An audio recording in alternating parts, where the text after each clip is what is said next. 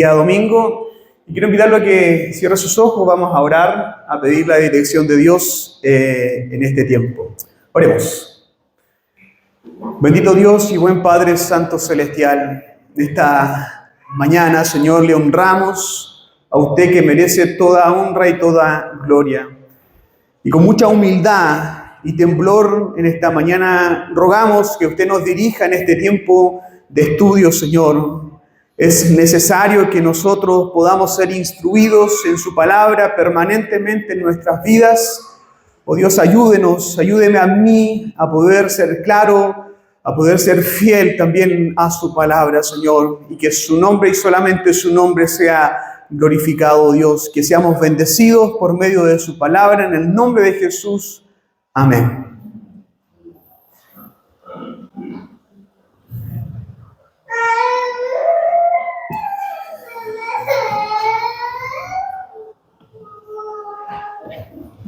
Bien, hermanos, vamos a continuar con los estudios de este día domingo y esta serie que estamos teniendo que tiene que ver con la revolución sexual.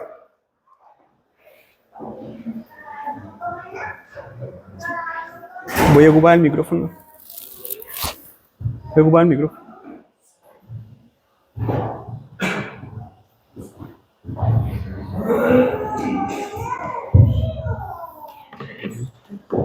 Aquí está el otro.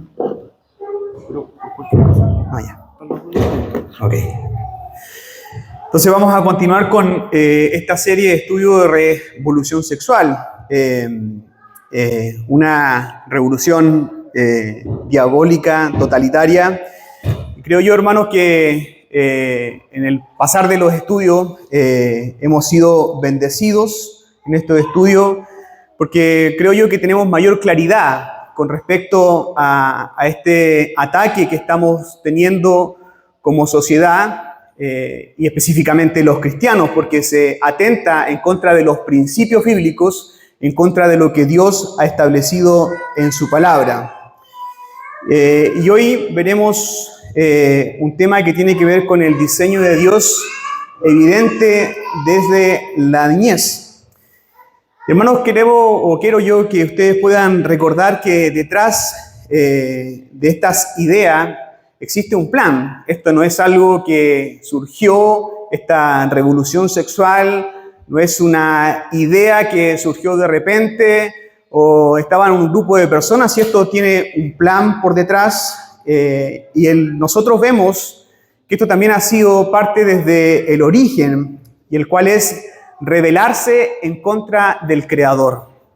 Los seres humanos somos los únicos que nos rebelamos en contra de nuestro Creador. No hay nadie más en la creación que se rebele en contra del Creador de todo, y el Creador de todo es Dios.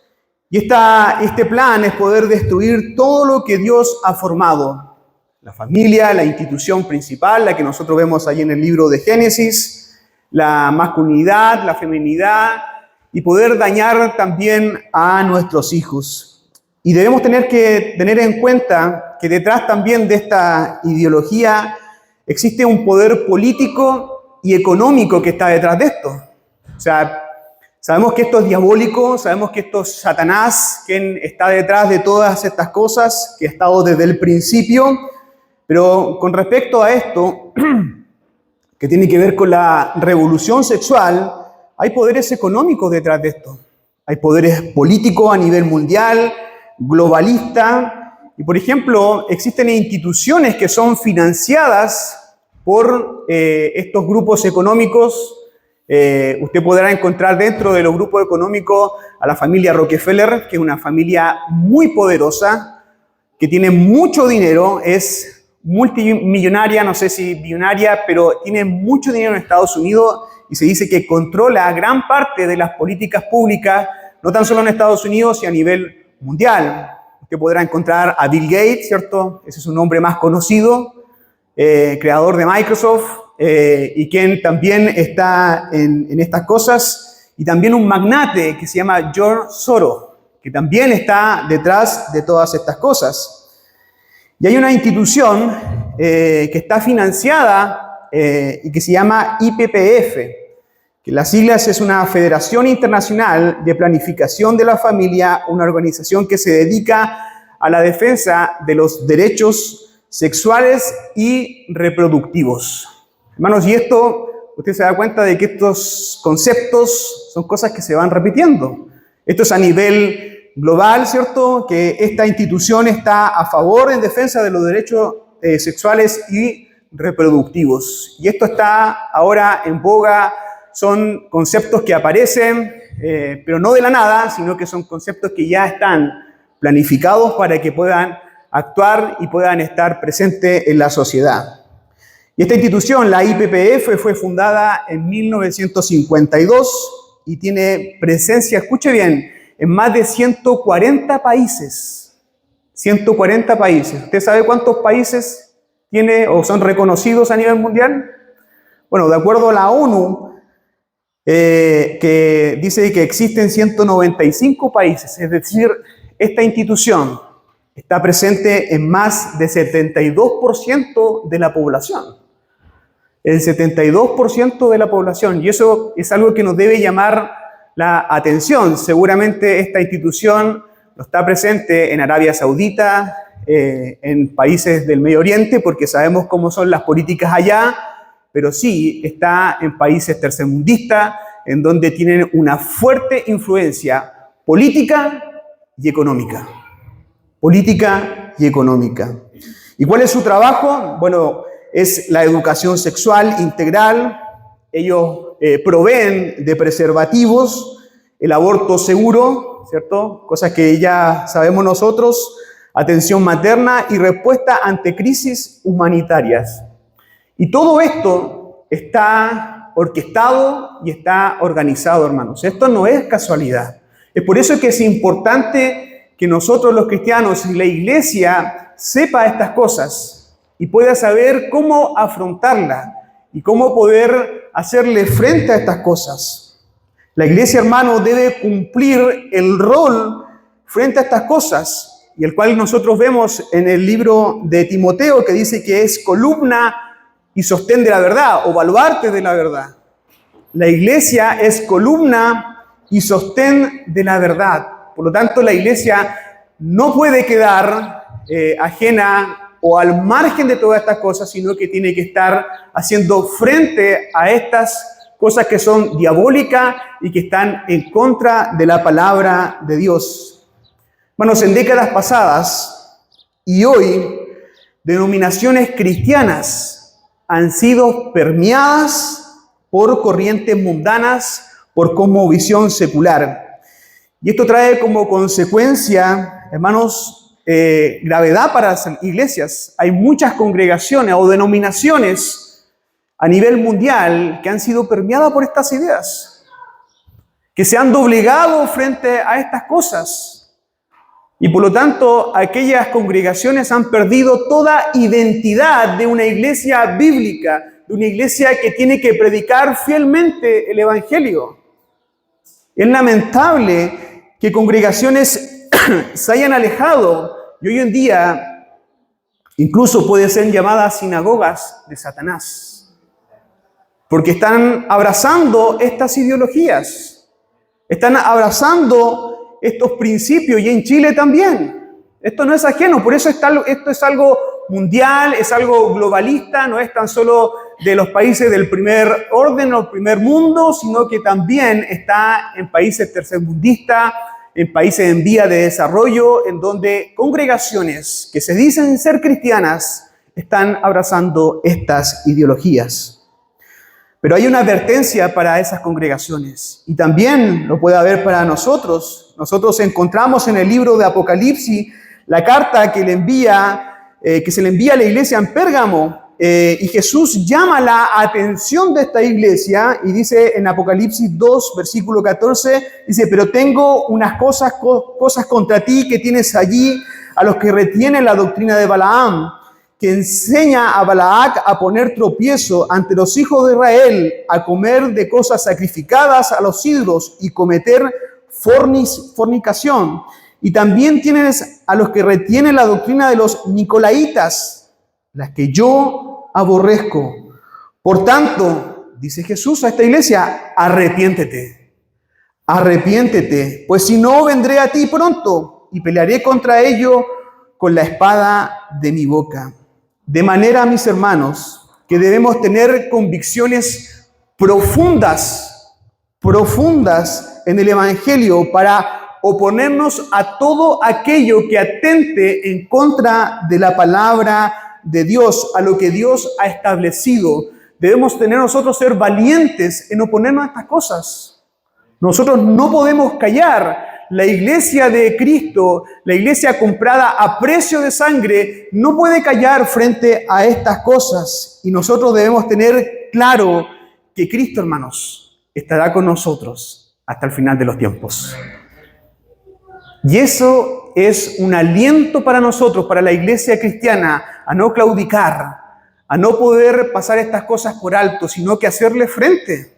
No tan solo tenemos que conversarlas, sino hacerle frente directamente, a poder oponernos rotundamente a estas cosas.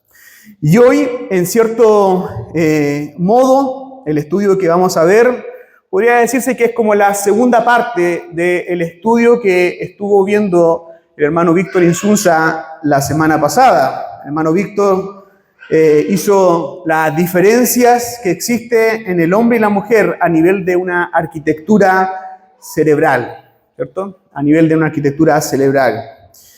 Y hoy veremos el diseño de Dios evidente desde la niñez. Nosotros nos estamos basando y estamos tomando como referencia el libro Revolución Sexual del pastor Miguel Núñez. Y fíjese, este libro fue escrito en el año 2018. En el 2018. Han pasado 6 años que ese libro se escribió. Ese libro tiene muchas verdades, pero seguramente quedó corto con todas las cosas que están pasando hoy en día. ¿Y sabe qué? Nosotros no sabemos cuándo esto va a parar o en qué va a parar, porque están ocurriendo cosas que quizás para nosotros son imperceptibles porque no aparecen en las noticias, pero están ocurriendo cosas y nosotros no sabemos si esto en qué va a parar o en qué tiempo va a parar esto. Por lo tanto, este libro y otros libros más que hablan con respecto a estos temas probablemente se quedan cortos con todas las calamidades que ha traído esta ideología y que vamos a ver más adelante. Entonces, en el libro de Génesis, el libro del comienzo de todo, hermanos, Dios hace que el mundo exista, sea un mundo de distinciones, opuestos, si nosotros quisiéramos llamarlo así. Dios creó la luz y la oscuridad, el cielo y la tierra, la noche, el agua y la tierra, pero Dios creó a la humanidad, al hombre y a la mujer,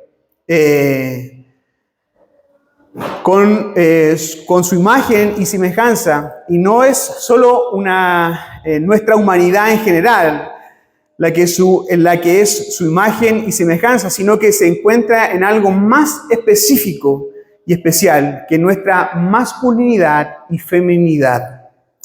Dios separa a los humanos en 2 sexos, hombre y mujer, y cada uno es distinto y valioso, y ambos reflejan la imagen y semejanza de Dios. Bueno, la palabra sexo proviene de una palabra latina que significa sección o separación, lo que muestra que la humanidad está separada en 2 grupos, solamente en 2 grupos, masculino y femenino. Por lo tanto, existen notorias diferencias entre hombres y mujeres desde la niñez. Producto de esta separación que Dios hizo con respecto al hombre y la mujer en cuanto a su sexo, existen diferencias. No somos iguales. Y esto es lo que nosotros escuchamos con respecto a la igualdad de género. Conceptos, hermanos, que están hoy en día, que quieren hacer notar de que el hombre y la mujer son iguales y que por lo tanto existe una construcción social, una construcción política que hace que nosotros nos diferenciemos, y eso no es así, porque Dios nos creó con diferencia desde la niñez. Ahora, ¿cuáles son algunas de las diferencias que existen entre hombres y mujeres desde la niñez? Mire, con respecto a los niños, los circuitos que controlan las funciones visuales hacen que los niños, y esto usted lo puede comprobar con sus hijos, y lo puede comprobar de esa manera, presten atención a los cuerpos en movimiento, las formas geométricas y los ángulos de los objetos para investigar su entorno. Esto se nota desde temprana edad con los móviles que le colocan encima de los niños en las cunas. Usted puede ver eso.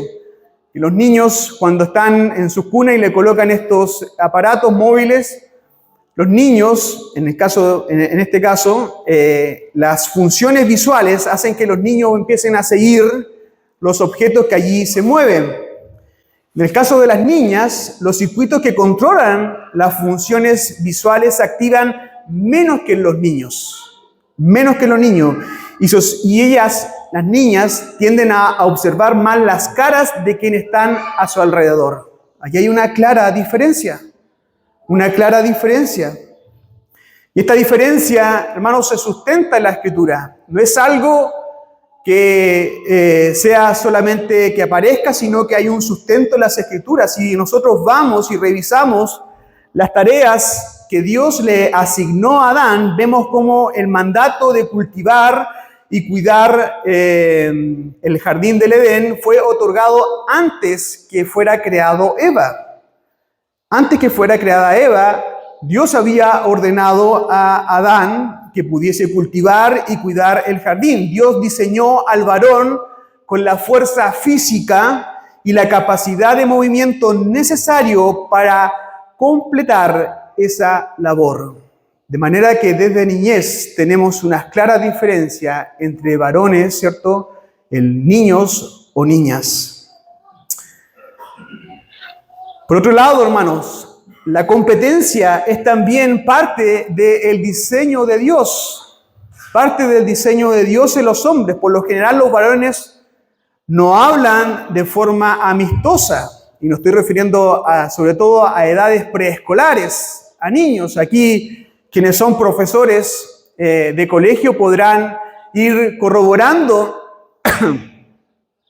esto, que en edades preescolares, en edades en donde los niños están en el colegio, ellos muestran cierta diferencia.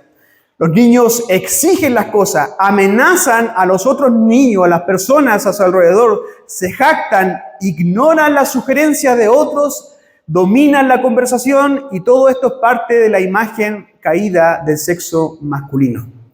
Por una parte, y esto es importante que lo señale, por una parte nosotros tenemos la creación de Dios. Dios crea al hombre y la mujer de manera perfecta. Recuerda usted que cuando Adán estaba en el huerto del Edén, dice las Escrituras que ellos no se avergonzaban de estar desnudos. Pero ¿qué pasa cuando luego viene la caída? Cuando ellos pecan, dicen que ellos se avergonzaron. Y lo que está señalando allí es que ellos se avergonzaron de su naturaleza, se avergonzaron de su identidad, de la identidad masculina y femenina. Antes de la caída, ellos no se avergonzaban porque estaban perfectos en Dios, y cuando ellos pecaron, se comenzaron a avergonzar. Y producto de eso, nosotros vemos en la vida de niños que ellos tienen una reacción mucho más agresiva que las niñas. Y eso es parte de lo que es la caída del hombre en el huerto del Edén. Lo hemos dicho en otras ocasiones, nadie le enseña a un niño a ser mezquino. Yo no creo que usted a sus hijos, a sus hijas, le enseñe a ser egoísta con sus cosas. Pero ¿de dónde saca el niño que es pequeño a poder ser egoísta, a no prestar sus juguetes? Eso usted no se lo enseñó. ¿Cómo lo aprendió él? Un niño, estoy hablando de 1 año, ¿cómo lo aprendió él? Es porque el pecado que está y que nace con nosotros. Y allí está la caída. En un estudio realizado en Suiza, se observó que los varones... Gracias a Dios.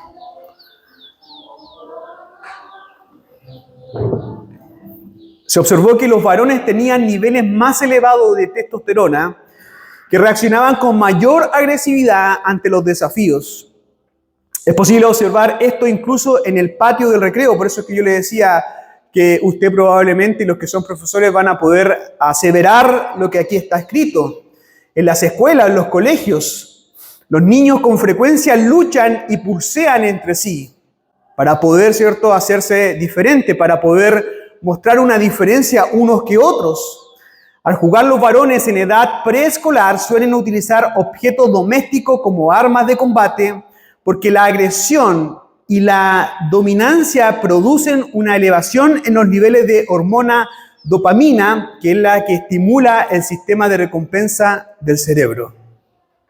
Los niños ocupan todos estos juegos porque está en ellos, porque está en su genética el poder actuar de esa forma. Nadie les enseña, sino que ellos actúan de esa manera, de forma agresiva, y como lo señala este estudio, incluso van ocupando objetos de la casa para poder ocuparlos como especie de armas. Existe otro estudio que se hizo con niños en donde le preguntaron a un niño cuál era su mayor preocupación. Y él contestó que la mayor preocupación era saber pelear para poder enfrentarse a otros. Y eso hace una clara diferencia en lo que son los niños y las niñas, el saber pelear. Por otro lado, la competencia es también parte, esto ya lo dije. Los niños, un estudio realizado con niños en una guardería, los varones demostraron que poseían una jerarquía clara después de la primera sección de juego. Escuche bien, para la segunda sesión ya todos los niños estaban de acuerdo con el rango de cada persona y esa jerarquía se mantuvo estable durante esos 6 meses que duró el estudio. Es decir, los niños, y ustedes, y que todos nosotros en alguna vez fuimos niños, teníamos estas tendencias. En un grupo de niños se establecen jerarquías, producto de quién es más fuerte que otro, quién tiene más habilidades que otro, y se van haciendo diferencias y existe una jerarquía en donde se busca quién es el dominador de ese grupo. Y eso es algo que se produce en los niños. Dice este estudio, ¿en qué se basó el rango? Dice, no fue en el tamaño del niño, que era más grande, sino en su negación a ceder durante un conflicto. Los niveles de testosterona, que en estos niños estaban más elevados que en otros, aunque todos se mantuvieron dentro de los rangos normales para su edad, sin embargo, como solo un niño puede ser el macho alfa, el dominante, los demás niños formaban alianzas con él y le entregaban lo que quería y le hacían favores para mantenerse cerca del líder. Y eso son cosas que suceden de manera cotidiana en los niños, haciendo una clara diferencia con el grupo de las niñas. Los niños actúan de esa forma. En el caso de las niñas, lo que una niña, y escuche bien, aprende en sus 2 primeros años de vida, se convierte en su realidad. Se convierte en su realidad. Durante ese tiempo se forman huellas epigenéticas. ¿Y qué son las huellas epigenéticas? Si alguien está acá y a lo mejor sabe estas cosas, me puede corregir. Pero las huellas epigenéticas, hermanos, son algunas experiencias vividas por las niñas y que se incrustan directamente en su ADN. Incluso estas huellas dejan sentir consecuencias a futuro.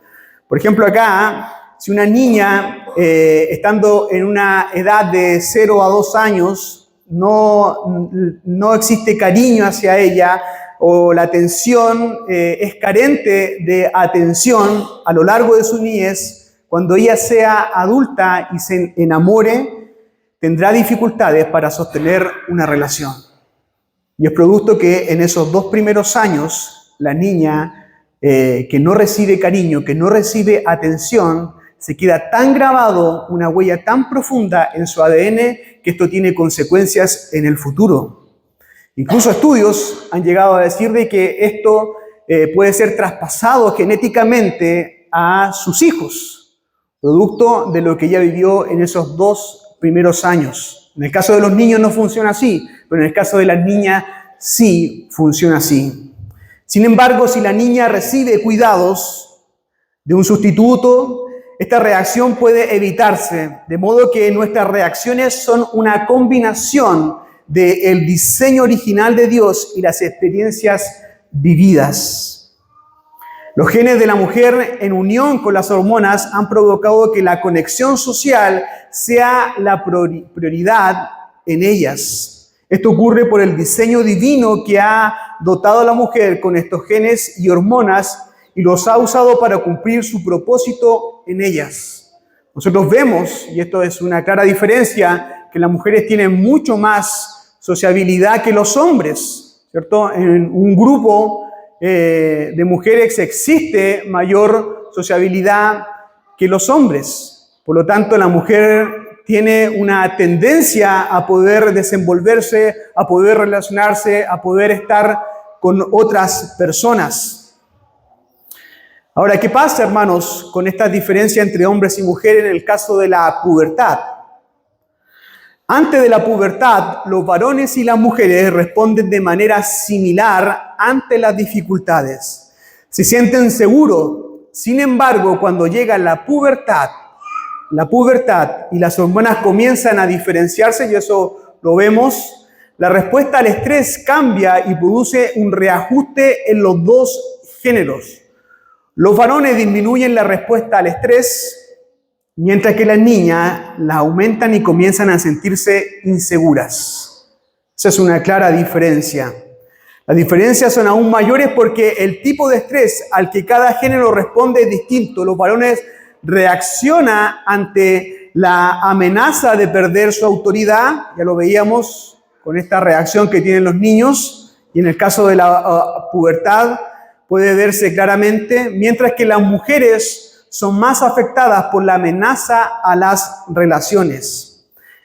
En parte, esto se debe a que cada género usa diferentes áreas y circuitos del cerebro para resolver los problemas, procesar el lenguaje y experimentar o almacenar las emociones fuertes.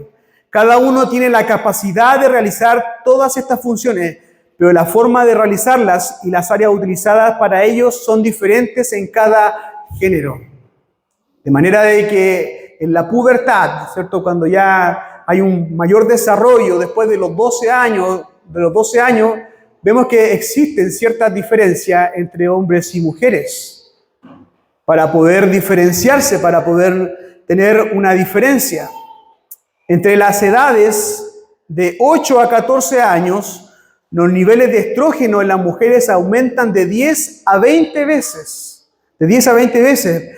Pero la testosterona se eleva solo 5 veces. Ahora, en contraste, los varones entre las edades de 9 a 15 años, experimentan una elevación de testosterona 20 veces por encima del nivel que se halla en el preadolescente. Este aumento estimula, hermanos, el crecimiento de los circuitos cerebrales que formaron en este caso la etapa fetal y producen un incremento en los circuitos hipotalámicos para el deseo y la búsqueda sexual. Aquí estamos hablando de la etapa en donde empiezan a desarrollarse los niños y niñas y empieza a existir ciertas diferencias con respecto al aumento de testosterona en el caso de los hombres y en el caso de la mujer del estrógeno. Ahora, ¿qué lleva esto? El deseo sexual en el hombre siempre está en piloto automático, siempre está encendido. Se ha determinado que los pensamientos sexuales, en el caso de los hombres, en edades donde ellos empezamos a desarrollarnos, hay un promedio de 1 cada 52 segundos de deseo sexual. De uno cada 52 segundos hay un deseo sexual y eso se manifiesta en los adolescentes y también en los adultos. A diferencia de las mujeres, que por lo general tienen este tipo de pensamientos una vez al día. Y eso hace una clara diferencia con respecto a los hombres y las mujeres. Ahora, si unimos estos cambios biológicos que están pasando en el hombre y la mujer, estos cambios biológicos a la caída que provocó en el hombre, hermanos, una inclinación hacia el pecado, podemos comentar de que en el hombre existe una guerra espiritual. Y eso es lo que nosotros vemos en el libro de Romanos, capítulo 7, versículo 21 y 23, que dice: así que queriendo yo hacer el bien, hallo esta ley, dice el apóstol Pablo, que el mal está en mí, porque según el hombre interior me deleito en la ley de Dios, pero veo otra ley en mis miembros que se rebela contra la ley de mi mente y que me lleva cautivo a la ley del pecado que está en mis miembros. Es decir, hay una lucha espiritual producto de la caída, de esta combinación que existe entre el diseño divino de Dios y producto de la caída existe una guerra espiritual que constantemente nosotros estamos sosteniendo. El apóstol Pablo decía: lo que quiero, eso no hago. Y que lo que no quiero, eso hago. Y eso, hermanos, lo podemos nosotros reafirmar en nuestras vidas. Que aquello que yo no quiero, eso estoy haciendo muchas veces. Y eso que no quiero hacer se llama pecado. Eso que no quiero hacer es muchas veces es rechazado absolutamente por Dios. De manera de que hay una lucha espiritual en esta combinación. Bueno, la sabiduría de Dios es un extremo tan profundo que nosotros no podemos comprender. Pero en lugar de alejarnos de Él, lo insondable de sus juicios y decretos debe producirnos mayor confianza y poder estar dependiendo más de Dios. Tener confianza en lo que Él ha revelado en su palabra. En lo que Él ha revelado en su palabra. El Señor creó todo lo que existe y por lo tanto Él entiende de mejor manera a su creación. Entiende de mejor manera cómo somos nosotros y sabe cómo nosotros actuamos y sabe cómo nosotros somos y debemos nosotros confiar en su palabra. Debemos nosotros estar confiados en la palabra de Dios. Se ha observado que los hombres son estimulados por lo que ven. Y es cierto. Nosotros los hombres, a diferencia de las mujeres, lo que nosotros vemos nos estimula más. Recuerde usted lo que pasaba cuando un niño es expuesto a un móvil en la cuna, trata de poder seguir los objetos, trata de poder seguir lo que está en movimiento, de manera de que los hombres somos estimulados por lo que nosotros vemos y las mujeres por lo que oyen. Las resonancias magnéticas funcionales han demostrado la razón biológica de esta observación. Se dice que en el hipocampo, que es la área donde residen centros cerebrales para el lenguaje y el oído, la mujer tiene un 11% más neuronas que el hombre. Y cuando está enamorada, experimenta mayor actividad en los circuitos relacionados con el área de los instintos, la atención y la memoria. Por su parte, los hombres poseen más actividad en las regiones que afectan los procesos visuales. Y quizás esto explique de por qué el varón es más propenso a ser tentado por la vista. Ahí hay una clara diferencia. Es algo que tenemos biológicamente, producto de la caída, y eso explica por qué los hombres son más tentados a la vista. ¿Por qué el mayor porcentaje de personas que consume pornografía son varones? Y es porque el hombre es más tentado en ese sentido a poder ver, a poder observar, a poder estar mirando cosas en movimiento. Es por eso que en una película de acción, y realmente las películas de acción son del gusto más de los hombres. ¿Por qué? Porque el hombre se deleita en lo que está viendo. En este caso, le produce euforia en ocasiones de lo que ve. O los juegos infantiles.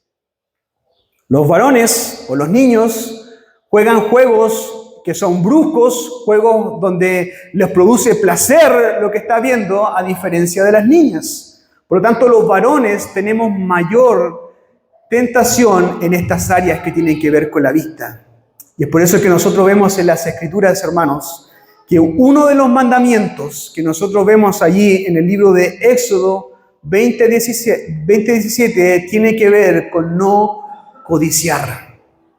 No codiciar la mujer de mi prójimo, no codiciar lo que tiene mi vecino, no codiciar aquello que pueda tener mi colega de trabajo, no codiciar lo que quizás ha logrado alguien en la vida, y es porque el hombre es tentado por lo que ve.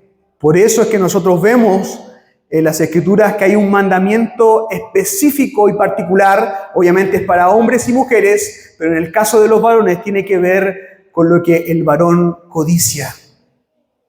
Y nosotros tenemos que reconocer que somos codiciosos.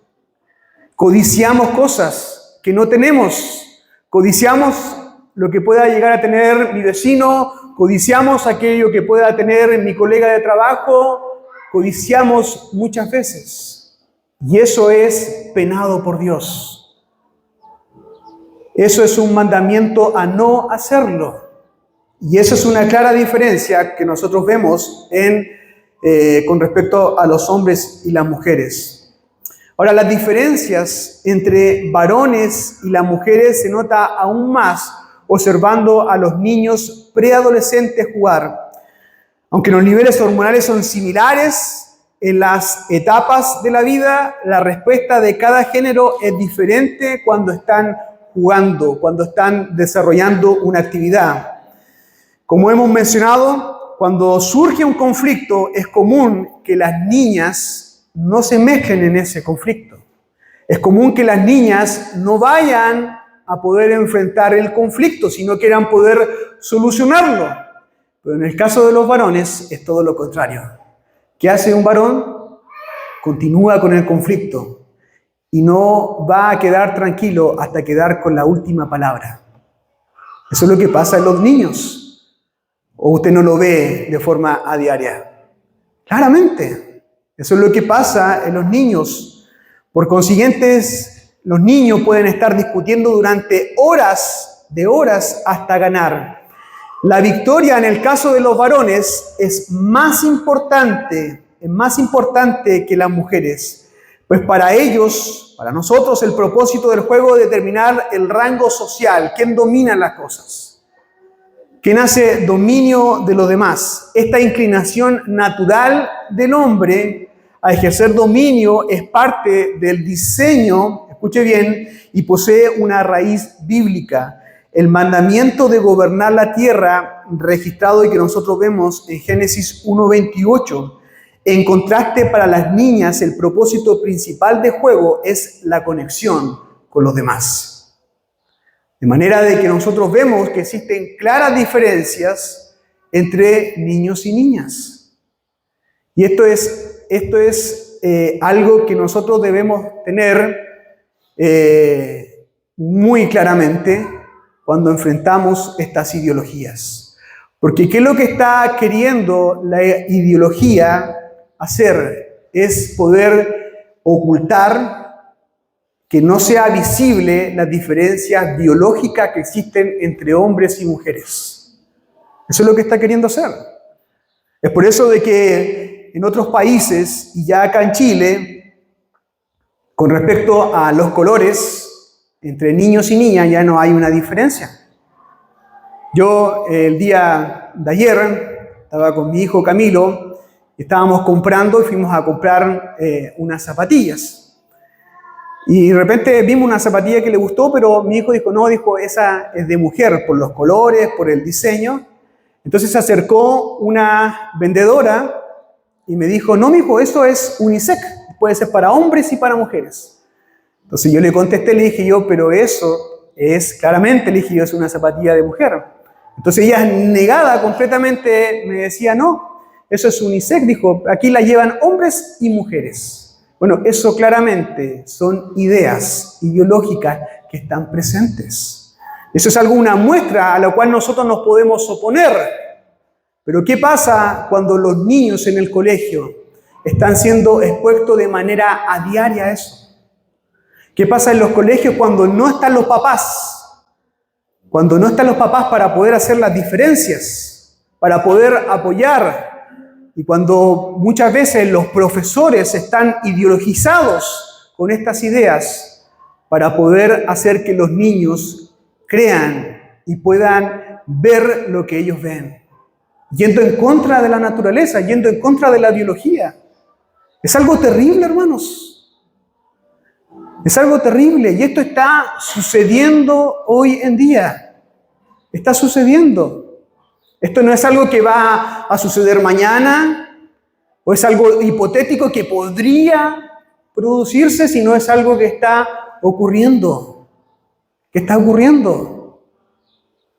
Entonces debemos tener cuidado y nosotros ser claros con nuestros hijos. Pero el día de mañana, aquellos que, por ejemplo, hemos optado por tener a nuestros hijos estudiando en casa, claro, los podemos nosotros apartar de esos lineamientos que hay, porque el Ministerio de Educación tiene esos lineamientos, pero el día de mañana ellos se van a tener que enfrentar sí o sí, a lo mejor a una edad adolescente o cuando vayan a la universidad, pero van a verse enfrentados a estas situaciones. ¿Y cuál va a ser su respuesta de los niños? Si es que usted, el responsable de poder traspasar y de poder hacer las distinciones claras que dice la palabra de Dios con respecto a la biología, si usted no ha enseñado esas cosas, ¿cómo es que va a reaccionar su hijo? Mire, imagínense, yo tuve la experiencia con mi hijo, que él estuvo obviamente yendo al colegio. Yo hacía el siguiente análisis, porque ya en el colegio de mi hijo estaban pasando temas que tenían que ver con la ideología de género. Estoy hablando de tercero o cuarto básico, donde ya estaban comenzando con estos temas. Y con mi esposa hacíamos el siguiente análisis, porque nosotros le enseñábamos a él a poder hacer las distinciones claras entre un hombre y una mujer. Pero ¿qué pasa cuando los profesores, en este caso tenía 2 profesores, están ideológicamente con un pensamiento y todos los alumnos, que son más de 40, están a favor de esa ideología y quizás mi hijo sea solamente el único que está yendo en contra de eso? Imagínense lo que puede estar pasando en él.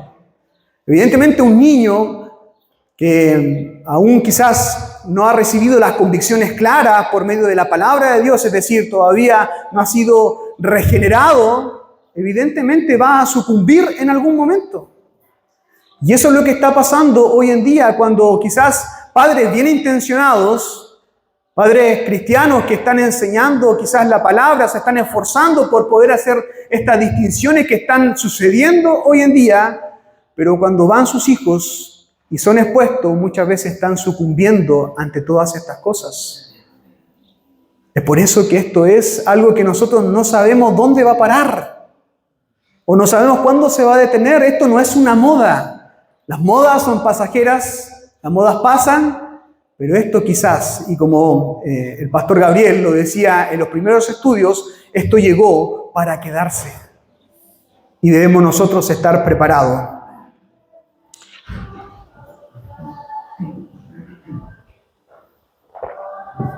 Quiero hacer acá una distinción con respecto a qué es lo que está pasando actualmente y qué es lo que está haciendo la ideología de género en los niños actualmente. En el Ministerio de Salud de Chile existe un programa que se llama Crece con Orgullo, donde niños denominados trans pueden iniciar un tratamiento de bloqueadores de pubertad y hormonas cruzadas para niños y niñas. Esto está sucediendo. Esto no es algo que está en literatura solamente. Esto está sucediendo. Escuche bien, las cifras señalan que en el año 2023, el año pasado, el ministerio reportó que 1.202 niños ingresaron a su programa Crece con Orgullo. Y se proyecta que para el 2014 se sumarán otros 2.940. Esto significa que en solo 2 años, más de 4.000 niños habrán sido atendidos por este tratamiento que tuvo que ser suspendido a mediados de este año, de 2024, porque se generó una controversia. Este programa venía, creo, del gobierno pasado y establecía de que había que reconocer cuando un niño se identificaba con otro sexo. Por ejemplo, un niño que decía ser niña estando en un cuerpo de niño. En el gobierno pasado, del gobierno de Sebastián Piñera, se hizo conocido la ley que hacía que los niños pudiesen cambiar su registro. Pero eso sucedía después de los 14 años, o sea, cambiarse de nombre. Después de los 14 años, con autorización de un juez, ellos podían cambiarse de nombre. Bueno, este gobierno, a través de este programa, Crece con Orgullo, lo que hizo fue no cambiar la ley, porque eso era ley, metió una especie de decreto, no sé cómo llamarlo, pero una especie de decreto para poder cambiar y para poder otorgar que niños de 3 años hacia arriba pudiesen iniciar este cambio de sexo. Pudiesen iniciar con bloqueadores de pubertad, de hormonas cruzadas para niños y niñas de 3 años, hermanos. Bueno, ¿cuántos de ustedes tienen hijos de 3 años? Tienen un niño de 3 años, tiene una total dependencia de sus padres. Total dependencia de sus padres. Y niños de 3 años han comenzado a poder suministrar este tratamiento que tiene consecuencias severas en la salud de los niños. Obviamente esto generó controversia en el país. Yo no sé si usted escuchó, en el Parlamento se discutió muchísimo, pero también porque había un informe que es el informe Cass, que en el año 2020 una doctora, la doctora Hilary Cass, que es británica, ella señaló que básicamente no hay sustento científico que avale este tratamiento. No lo hay. No lo hay. Y los niños que ya habían comenzado con este tratamiento tuvieron que suspendérselo. El ministerio tuvo que echar pies atrás y poder decir que sugerir que ya no siguieran con este tratamiento, pero no había ningún sustento científico para poder llevar a cabo este tratamiento. Imagínense en niños que ya comenzaron este bloqueador de pubertad, donde ellos comenzaron con esta transición y que las consecuencias que muchas veces señalaban, porque ellos sabían las consecuencias, eran que aumentaba la depresión, el nivel de suicidio en las personas, tenía problemas de salud, osteoporosis y tantos otros problemas que traía la consecuencia de este tratamiento. Y estos perversos, porque no reciben otro nombre, estos perversos que hoy en día están llevando a cabo estas ideologías y políticas, estaban suministrando estas cosas a niños de 3 años. Por eso es que esto es diabólico. Es diabólico. Es diabólico que estos perversos comenzaran con este tratamiento con niños que no saben diferenciar las cosas. Niños que tienen una total dependencia. Imagínense, niños que padres quizás lo llevaban porque a lo mejor el niño tenía algún problema de desarrollo social y muchas veces llegaban a las consultas con psicólogos y los psicólogos le recomendaban que iniciaran con este tratamiento, sabiendo de que no había ningún sustento científico que avalara este tratamiento. Y ellos comenzaron con ese tratamiento. O sea, ese niño o niña que comenzó con ese tratamiento tiene su vida cortada desde ahí en adelante. Desde ahí en adelante. Es algo terrible. Es algo terrible, hermanos. Es en este contexto, en el contexto que estaba ocurriendo esta situación, que hubo una periodista chilena, Sabine Drisdale, que llevó a cabo un reportaje de un caso de un niño chileno que había comenzado con este tratamiento, y ella logró entrevistarse con sus padres para poder saber esta situación, porque ella ya conocía de este informe y por lo tanto ella quería conocer y hacer este reportaje. Estos padres, los cuales este niño de 15 años, estoy hablando en el año 2020, ellos rechazaban la situación de su hijo porque ellos lo habían llevado a su hijo para que pudiese recibir ayuda psicológica, y resulta que el resultado de eso fue que le recomendaron este tratamiento, y ellos, no aceptando la situación, comenzaron a investigar y llegaron a una agrupación, y esta agrupación se llama Amanda en España, donde tomaron contacto con otros padres que ya estaban realizando este tratamiento con sus hijos. Y ellos se encontraron con algo sorprendente, porque habían casos idénticos a los de su hijo. Y para sorpresa de ellos, estos padres lo que le dijeron cambió completamente sus vidas, porque estos padres allá en España le dijeron que había un patrón de conducta. Dice el reportaje, dice, el patrón es el mismo. Tú le preguntas, le dicen estos padres a los padres chilenos, ¿desde cuándo? Y dicen desde siempre. También usan mucho la frase no encajo. Y él en este caso, había averiguado y sabía decir, o sea, el niño, todo lo que tenía que responder ante estas preguntas. Y ellos lograron descubrir de que había un discurso de parte de estos niños que era un copy-paste de otros discursos. Entre los niños existen un coaching que se están haciendo por redes sociales. Y es más, habían activistas que estaban ayudando a poder entrenar a los niños de qué es lo que tenían que decir a sus padres. Es decir, esto es algo diabólico que está sucediendo hoy en día, que está pasando. Por eso es que es importante que usted pueda darse cuenta qué es lo que están viendo sus hijos. Bueno, están recibiendo coaching. Usted sabe que lo que es un coaching es un entrenamiento. Bueno, cuando muchas veces hay niños que empiezan a sufrir problemas de depresión, problemas donde ellos quizás no se sienten plenos o no están bien sentimentalmente, y empiezan a buscar en redes sociales, empiezan a encontrar todas estas cosas. Y lo que este joven chileno decía era lo mismo que estaba diciendo los niños en España. La pregunta es, ¿casualidad? ¿Es casualidad eso? No es casualidad. Esto está sucediendo. Hay activistas, por eso le decía que esto es un plan que está por detrás. Y el plan es poder controlar la natalidad del mundo. Y esto no inició el año pasado, no inició hace 2 semanas atrás. Esto lleva décadas haciéndose este plan para poder llevar a cabo el control de la natalidad. ¿Sabe por qué?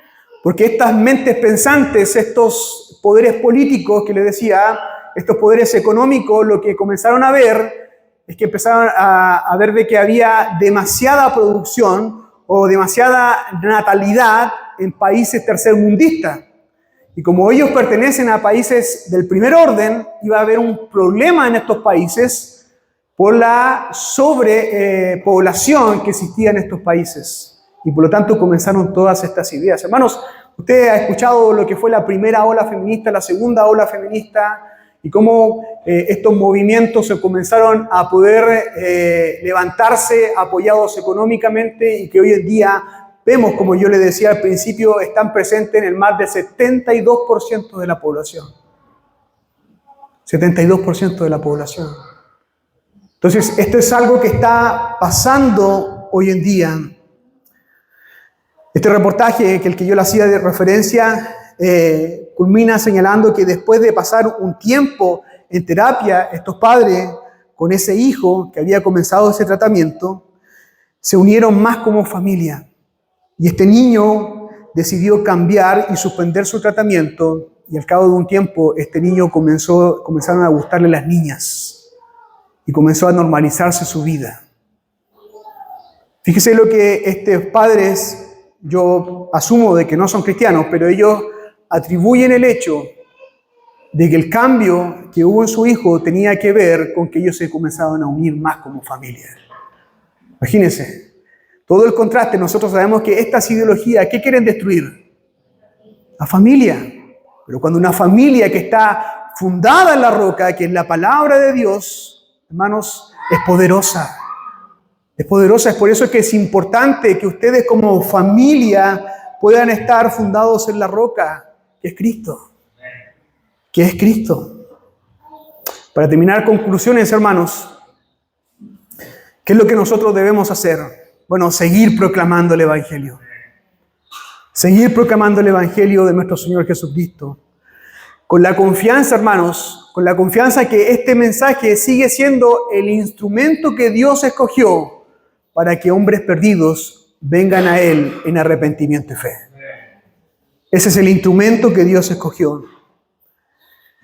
Y la seguridad que Jesús, hermanos, nos prometió y les prometió a sus discípulos que Él iba a estar todos los días con la iglesia de Él hasta el fin de los mundos, y que las puertas del Hades no prevalecerán contra la iglesia. Y eso es una promesa que nosotros nos aferramos a ello, de que nada podrá pasarnos si nosotros estamos en Cristo.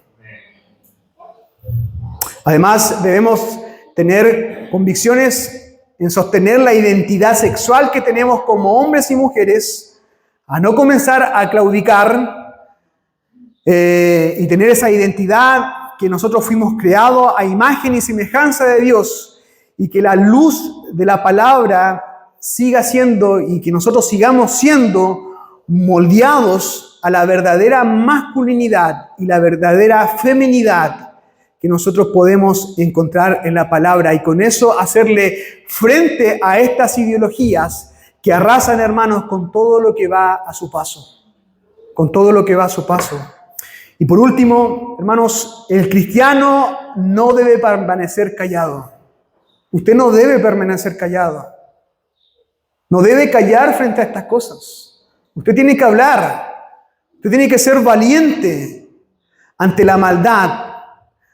Porque como se dice, lo único que se requiere para que la maldad triunfe es que los hombres buenos, los hombres cristianos, no hagan nada. Nosotros estamos llamados a seguir proclamando el Evangelio, pero también para poder enfrentar estas cosas con convicción.